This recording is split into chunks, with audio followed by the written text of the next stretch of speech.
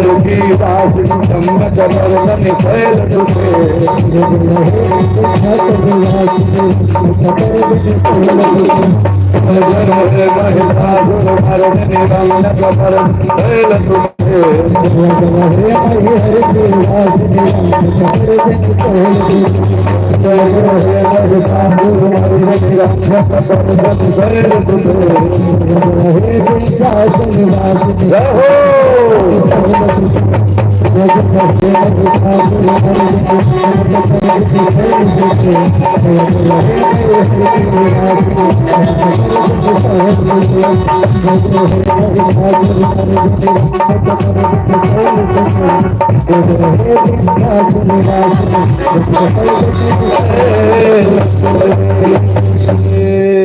माता गौरी का पूजन किया मैया ने, माँ प्रसन्न हो गई। माँ ने कहा, हे देवी क्या चाहती हो? सीता जी ने कहा कि धनुष को हल्का कर दीजिए। हल्का यानी एकदम, हमारे जो होने वाले पतिदेव हैं बड़ा कमजोर हैं, तो कम से कम ऐसा कर दीजिए कि जो धनुष उठाने कमजोर क्यों कहा कि जिसको फूल तोड़ने में पसीना आ जा रहा है वो पिनाक धनुष को क्या उठाएगा।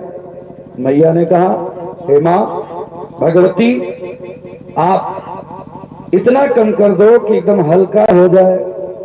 तब भगवती ने कहा, कितना हल्का कर दूं? माँ ने कहा, इतना हल्का कर दो जितना बड़ा फूल होता है, छोटा सा गुलाब का फूल का वजन कितना होता है ना बेटिया? बहुत कम होता है। तो माँ ने कहा कि जाओ, तुमको मैं मंगल की कामना करती हूँ, तुम्हारी मनोकामना सीता पूर्ण हो जाए, ऐसा आशीर्वाद दिया। आशीर्वाद लेने के बाद माता ने फिर प्रणाम किया और माता ने कहा कि रवि रुद्र पितामह विष्णु तुम्हारी चंदन कुमकुम पंकयुत होने बंद गणेन्द्र समान युतम पवन सरस्वती देव युगम पवन सरस्वती देव। माँ को आशीर्वाद दिया है। उसके बाद माँ गई जहां पर सुंदर आज समस्त राजागण बैठे हुए थे।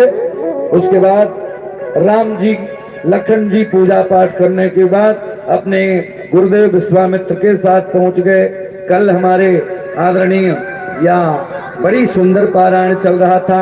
महाराज श्री ने बोला, सब मंचन ते मंच एक सुंदर विशल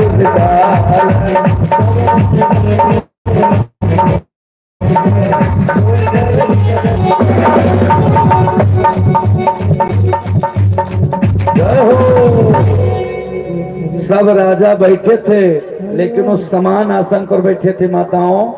लगता है जनक जी को शायद पहले से पता था। सब मंचन ते मंच एक, सबसे बड़ा मंच बना था, उस पर बैठे थे कौन? दोनों राजकुमार सहित विश्वामित्र जी बैठे। अब यहाँ देश देश के राजा जाने लगे, लेकिन भैया कोई धनुष को प्रणाम नहीं किया, अहंकार में जाता था। अहंकार में सारे राजा गए, कोई धनुष नहीं तोड़ पाया। तब बाबा गोस्वामी तुलसीदास ने लिखा कि भूप सहस दस कई बारा लगे उठावन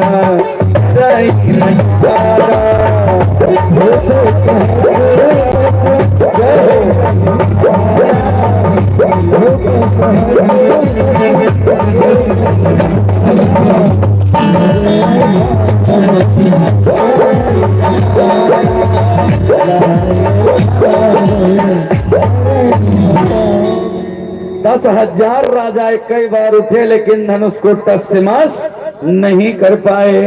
तब क्या हुआ? जनक जी उठ गए, बोले, क्या बोले? कहा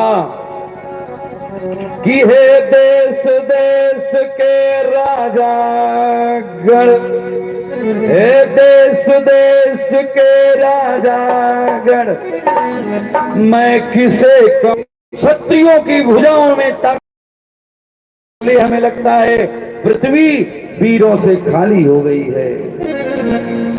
वीर विहीन मही मैजा है, पृथ्वी पर कोई नहीं रह गया। चरणों की सौगंध है, बड़े भैया की चरणों की सौगंध है। अगर राम जी